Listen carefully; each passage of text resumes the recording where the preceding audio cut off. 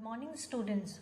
Today we will continue the chapter Breathing and Exchange of Gases and study about the main respiratory organ that participate in the exchange of gases, that is lungs.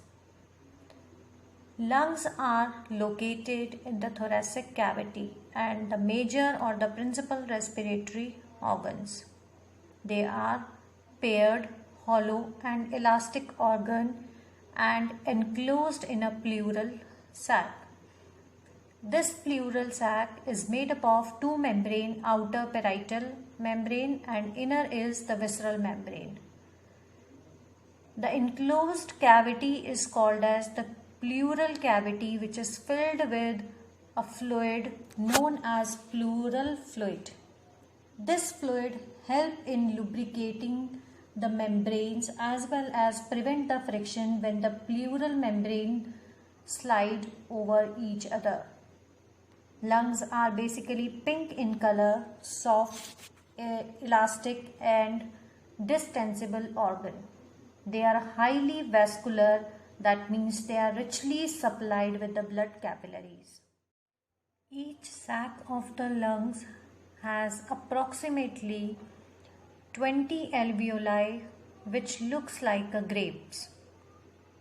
They are covered with a network of capillary from the pulmonary artery and vein.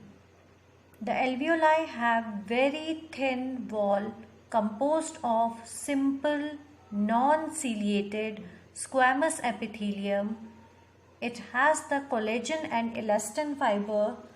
This makes the alveoli very flexible.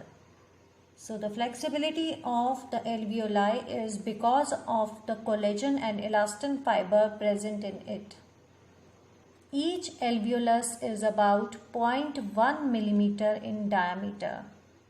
The human lung has about 750 million alveoli, which increases the surface area for exchange of gases. The total area covered by them is about 50 times of the surface area of skin. Alveoli are supplied by a network of pulmonary capillaries. The given diagram is showing the mechanism of breathing, in which the position or the location of rib cage and diaphragm is clearly visible in both the processes, that is inhalation and exhalation. So the first process under the mechanism of respiration or breathing is inspiration. It is an active process which is brought about by ribs, intercostal muscle, sternum and diaphragm. In this process, the intercostal muscle contract, pulling the ribs outward and increases the space in the thoracic cavity. The lower part of the breastbone also raised. The diaphragm contract and becomes almost flat.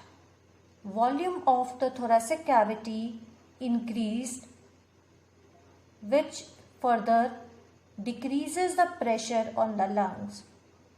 The lungs expand and their volume increases.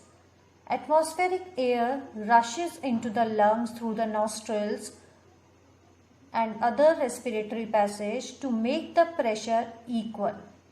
Thus the air enters the lungs.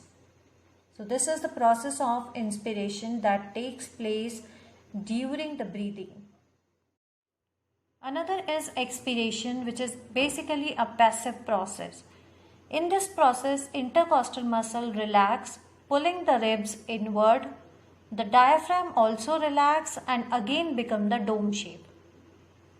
Thus, collective contraction of intercostal muscle and diaphragm reduces the volume of the thoracic cavity.